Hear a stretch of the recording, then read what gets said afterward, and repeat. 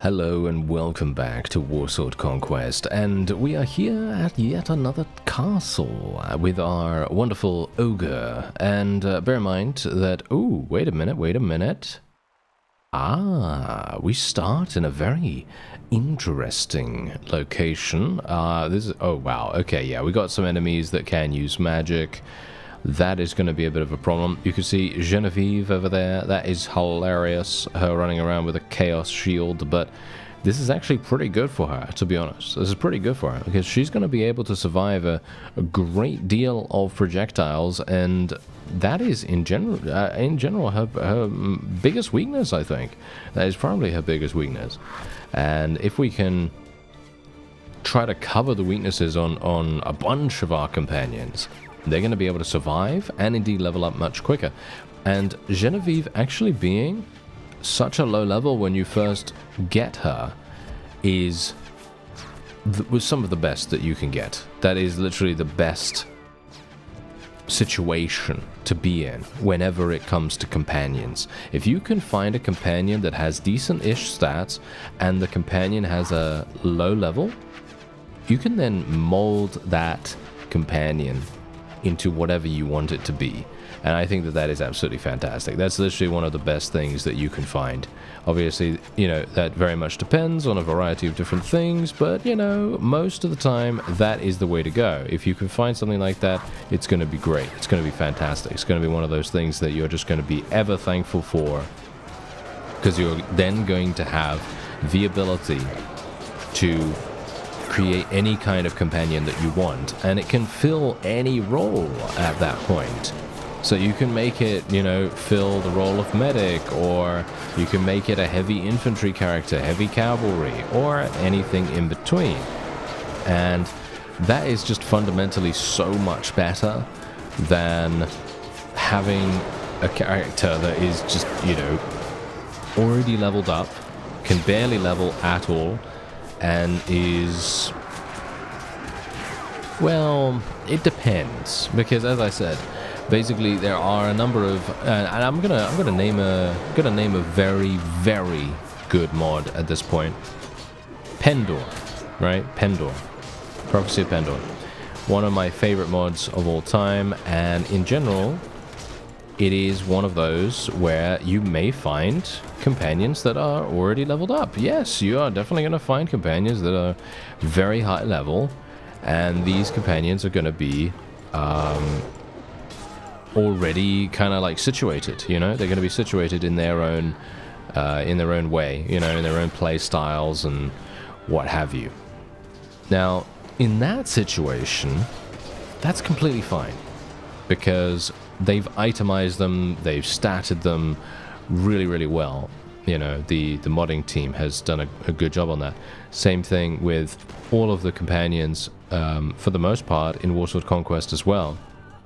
I don't think I've ever seen a companion that has, you know, that has a high level have bad stats. I don't think that I've ever seen that. The only time that I've seen bad stats is on a low level character, and that's obviously, again, one of those cases where it's just like, well, he's low level, so you're going to be able to level him up and you can create him into anything you want. And that's obviously the entire point that I'm trying to make here. It is just fundamentally fantastic when mods do that, or games in general, because there are a number of RPGs that come to mind where you, and I'm talking about grand RPGs here. I'm talking about long RPGs that take, you know, 50, 100, 200 hours, you know, just to complete the main quest. Okay, so I'm talking about things like that. Big RPGs. Now, if those RPGs have companions, sometimes it is always a little bit odd when you get to a point in the story. Let's say you get to, I don't know, Act 2, Act 3, whatever, and then you come across a companion, And that companion just so happens to be really, really high level.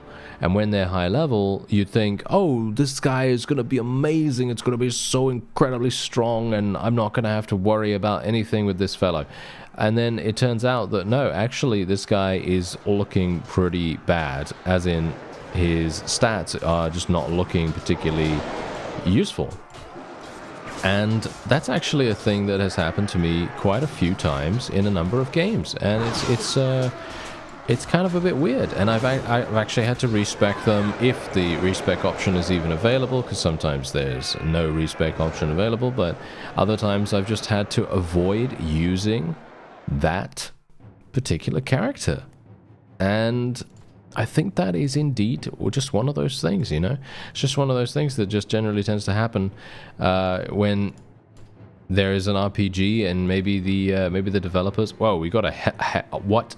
Are you serious? We got a hell cannon. We literally just leveled up a hell cannon. That is crazy. Okay.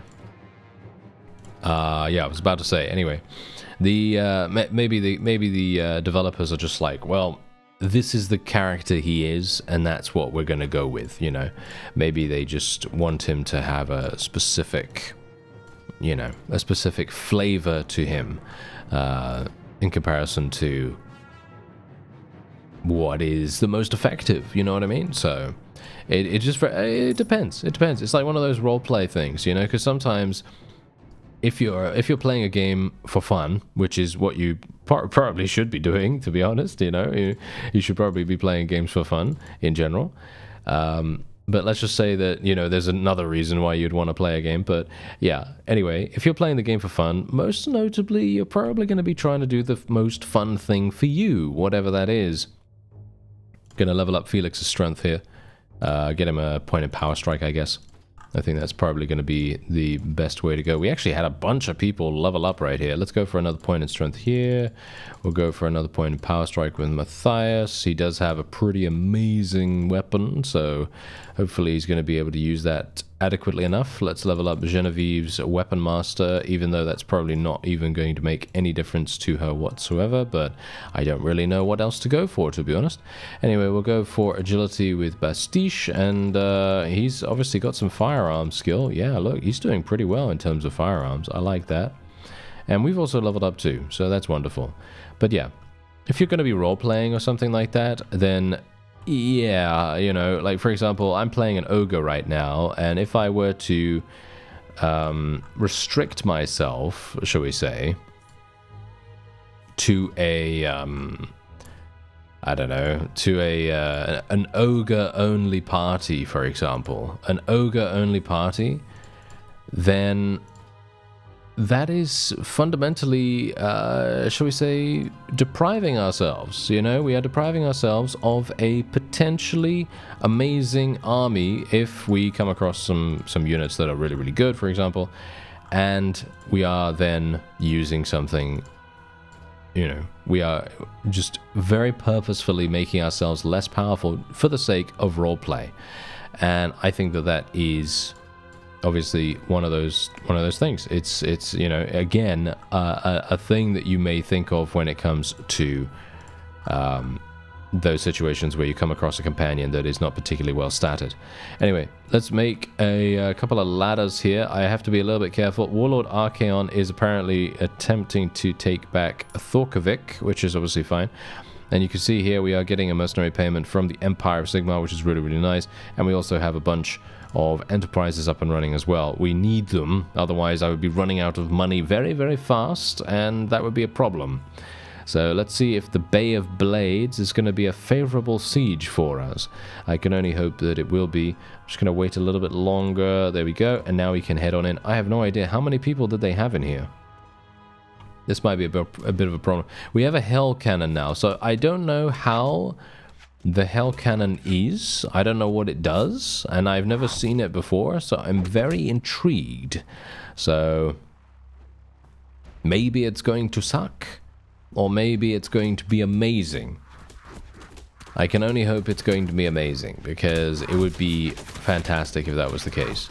Let's see what happens. I'm going to assume that it's going to be either the most disappointing thing in the world, or it is going to be incredibly cool.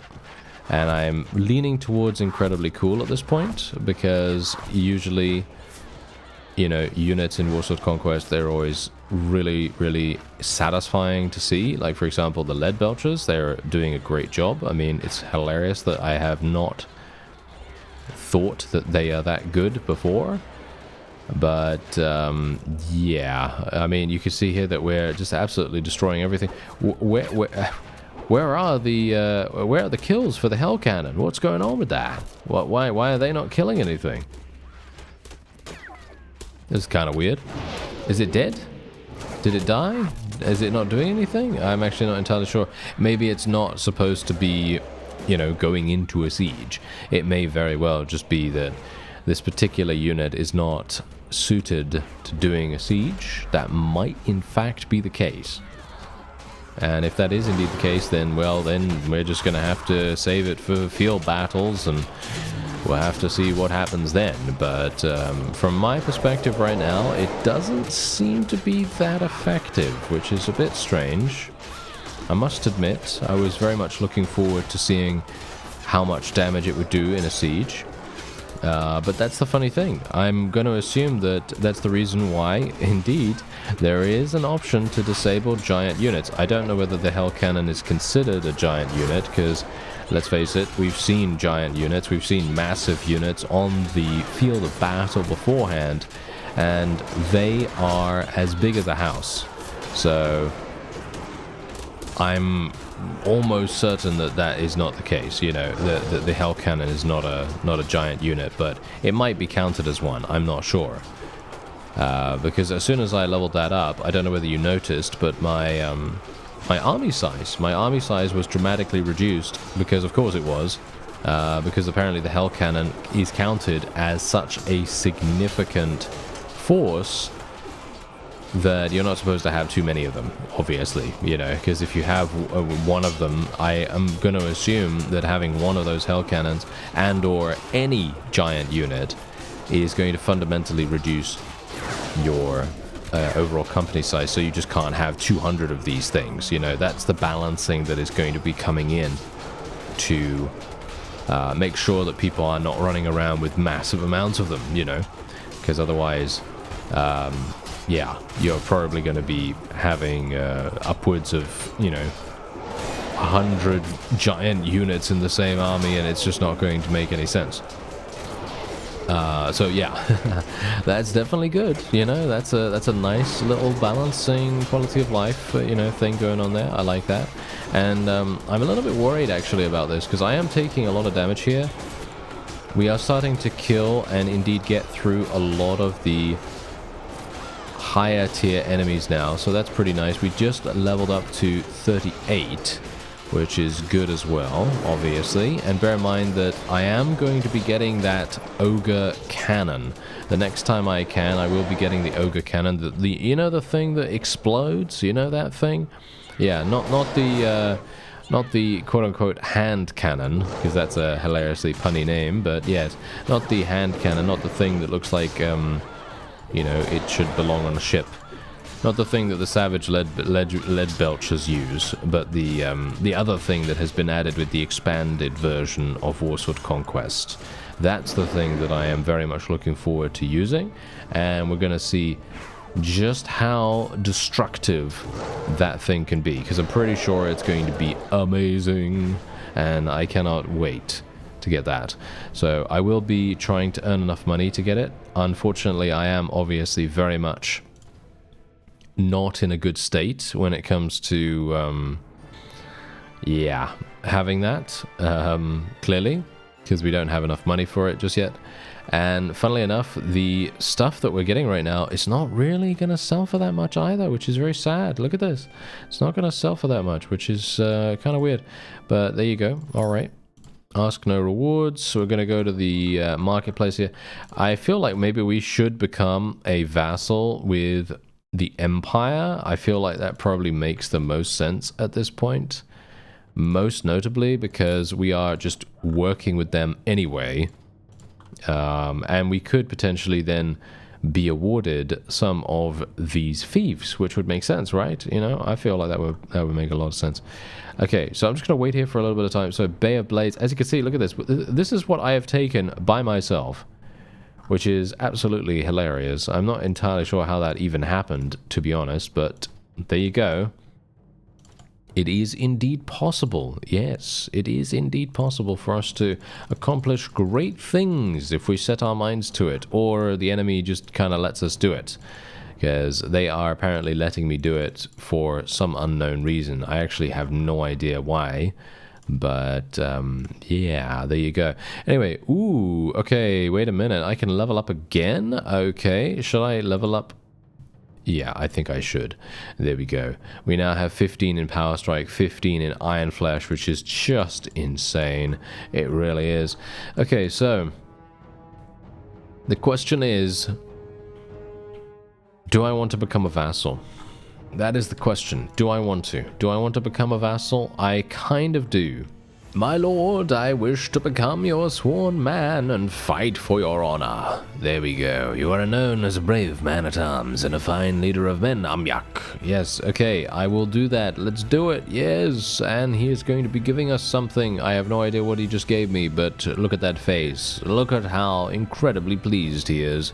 And we have been awarded the right to carry a banner. And the question is, what are we going to actually do? Because I mean, it's pretty obvious which ones here are the Empire ones, but what do I actually want to go for? Because we are an ogre, technically, right? So it would probably make sense for me to have an ogre-based banner.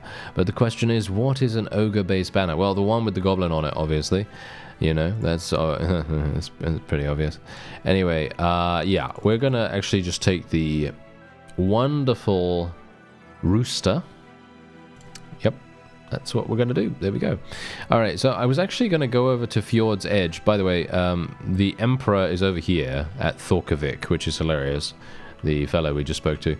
And you know what, let's go in here, shall we? Let's go in here. I mean, I don't know, hilariously enough, I feel like, I don't know, I feel kind of bad actually about doing this, mostly because I personally don't believe I'm going to be able to complete this siege, even though we've been very, very successful against all the odds. You know, suffice it to say, I certainly wasn't expecting for us to be able to do anything of this sort. I thought to myself, oh no, we're definitely going to suck. You know, we are definitely going to absolutely fail here. Oh dear. Is this a giant unit? Are we actually up against a giant unit right now? If we are up against a giant unit, we're gonna have some problems. No, I don't see one. The Hell Cannon actually did fire, surprisingly enough. Okay, this is interesting. Okay, I shouldn't get out my bow. I should just literally get down there as fast as possible. Yeah, the Hell Cannon is actually firing, surprisingly enough. Okay, this could be kind of useful then. Okay, we got Heralds of Khorne. I mean, this is good for me, by the way. You know, them sallying out is actually pretty good for me. The Hell Cannon is doing some massive damage, which I very much appreciate. I need it to do that. I really need it to do that. I need it to inflict as much damage as it possibly can. It is actually doing... Oh, yes! It is actually doing some pretty nice work. So, I am happy with that. Weirdly enough, why... Okay, I gotta ask. Why did this say it was going to be a really difficult battle with the minus 13 battle advantage and stuff like that? I guess they had many more numbers. I guess the numbers were pointing in that direction. That must be the case, right? That must be the case. But 46 renown is our reward for that. Pretty easy. And considering we actually just had that sally out, we're now going to go in. I gotta say, I'm a little bit worried about this because, again, look at the battle advantage. We have -6 and we have a renown reward of 45. I feel like we should be okay, but I am a little bit in two minds about it. I'm not sure. I mean, we've got Gotrek, we've got, you know, Ogre Gorges, we've got Lead Belchers, we obviously have the Hell Cannon as well. Funnily enough, I feel like the Hell Cannon doesn't actually do anything in sieges. Is that true? It feels like the Sally Out was the thing where it was doing the most damage. But it doesn't feel like it's doing anything right here. Which is a bit strange. I'm not sure. Oh, there we go, there we go. No, never mind, never mind. I was absolutely incorrect about that. Look at that. Very nice. It is, in fact, doing something. I very much appreciate it. Okay, what we're going to need to do is hopefully make some space. Hey guys, can you get up there? Can you move? Ice Guard. I would very much appreciate it. Yeah, there we go, there we go. Okay, nice. Yes, we are finally up. Okay, this is great. Okay, yeah, the Hell Cannon is carrying us right here. The Hell Cannon is carrying us. Even though, hilariously enough, I actually think that most of our units are carrying us. They seem to be absolutely destroying everything in sight, which I must admit I am still very surprised about. I'm not entirely sure what's even going on here, to be honest, in general. Because we did not have a very easy time in these dungeons. Like, for example, you know how I was playing in the dungeons, right? Well, it was difficult. Don't get me wrong. By the way, I love the model of this Hell Cannon. The Hell Cannon model is so incredibly cool looking. And look at it. It's firing point blank range. Don't die, Hell Cannon. The Hell Cannon is just jumping in there. I hope it doesn't get killed. That's all I can hope for. Hilariously enough, I can't actually move right now. Well, it seems like we are... yeah, we are absolutely destroying everything in sight. And I don't think it's thanks to the Hell Cannon this time. I'm not entirely sure what is even killing all these... I gotta say, I'm kind of weirded out. Because in a normal situation, if you were playing the other Warsword Conquest right now, I don't think I'd be able to do this. I think the new units are really making a huge difference in regards to how effective our army is. Unless maybe I just haven't tried it. I don't know. Maybe I just haven't tried it because I've always thought to myself, oh yes, that guy, you know, that town has 300 people in it. It's going to be very difficult for us to take it. Maybe that's the point. Maybe I just didn't take the chance, you know? Maybe it is actually possible. But I've always found that that is not the case. I've always found that I've always had to do the majority of the work myself in the other version. And the units are effective, don't get me wrong. But in certain sieges... you are going to have to be much more proactive when it comes to your own player character and, you know, what you're personally capable of is a big deal. You know, it is actually very much reliant. Your success is reliant on whether you can actually kill things or not. In the other version, that is. And right now, I don't feel like that is the case with this. I feel like... I don't know, maybe it is, maybe it isn't. As I say, I haven't really experienced a huge amount of, you know, big sieges in the other version. I have obviously done some, but generally not in a situation like this where we are basically the only driving force. Unless I'm completely misremembering and not actually remembering correctly about it. I don't know. But yeah, this is pretty incredible, I gotta say. Look at this. One dead. I mean, they did sally out, and maybe that was the entire reason why they lost this, because they had a bunch of Heralds of Khorne that were eliminated in that initial sally out. And at the time, I thought to myself, these guys could be very, very strong. But we have Gotrek. That's also a thing to take into account. Obviously, Gotrek is insane. He's one of the strongest companions in the game, so, you know, generally, that is... Oh, wow, this fellow again, that is so hilarious. I'm gonna just let him go. I actually don't even know about taking these guys right here, because taking these guys is not I don't think this is going to be super impactful for us. So probably just going to leave for the most part. Yeah, there we go. I'm going to request that this be awarded to me because this is indeed a town and I would like that. And Genevieve has learnt the Mighty Blow skill. She has indeed already learned the dodge skill, and I realize I could have made a very funny joke right there. But maybe I shouldn't. I don't know. Maybe I shouldn't. Anyway, there we go. Let's just take the fish. Let's go into the tavern here. I want to make sure I'm not missing out on any potential merchants because, there is a potion seller. The question is, do I want to buy healing potions? I guess I do. Hilariously enough, I feel like on an ogre, a healing potion or having one, even just having one healing potion, I feel is incredibly powerful. Like probably one of the most powerful things you could possibly have as an ogre, because you are fundamentally already having a huge amount of HP, right? And when someone goes through that HP, inevitably you can then heal it back up in an instant, which is obviously the entire point of a healing potion, of course. Okay, let's have a look. What are we doing here? Anyone? Bear Blades go. No, it didn't get taken back. Thorkovic has gotten taken back, but that's basically it. Okay, we have something going on here. Who's this? That's an Egmar. Yes, that's an Egmar of Sigmar Patrol. Yes, Egmar, indeed. Okay, 78 versus 69. Look, what's going on with the renown value? Oh, this is a bit of a problem. This is a bit of a problem. We might have an issue here. Oh, Melek just got murdered. That is to be expected.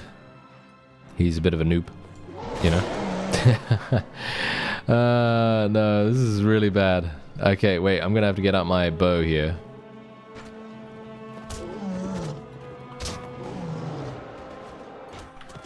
Nice headshot.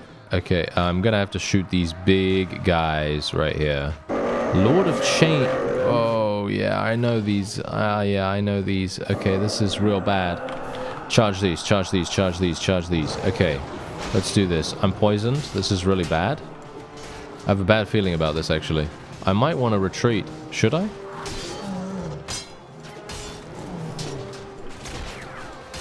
The question is... Healing potion. Haha! Healing potion. Suck that. There we go. Yes. Okay. Let's see if I can do something here. This is where an instant kill... See, this is exactly the reason why I should probably get an instant kill weapon. Because having an instant kill weapon against a Lord of Change... Can you imagine how insanely powerful that would be? I think that would be really, really strong. Yeah, unfortunately, these fellows are absolutely insane. And I can't even get into range. Oh, there we go. There we go. 30,000 experience for that guy. Wow, okay. We actually won that, if you could believe it. Okay. Yeah, we actually won that. This was literally... What was this a vassal? I think this was a vassal, right? Melek the Changer? Yeah. It was definitely a vassal. For some reason, for a second, I actually thought this was a regular patrol, but obviously that is not the case. Oh, that's so funny. Okay, so there you go. 30 renown. We did lose quite a few people, which is pretty bad, actually. And there were... No, there was actually 2. Oh, okay. Yeah. There were actually 2 vassals in that particular fight. And I did have to use 2 healing potions. That is pretty harsh. Gotta say that. That is pretty harsh. Okay. Well, first of all, what I want to do is... I want to actually wait here for a little bit of time, because I would like to see whether we actually get awarded this. If we are awarded this, this is going to be fantastic, because then we're going to have the ability to... They're besieging this. Yes, they're besieging this. Then we will have the ability to potentially upgrade it, which is definitely something that I want to do. As you can see, the town of Stromstad is also opulent, so I'm very much hoping that this is going to come to us. Anyway, that is going to be the end of this episode. I thank you very much for watching, and I'll see you next time.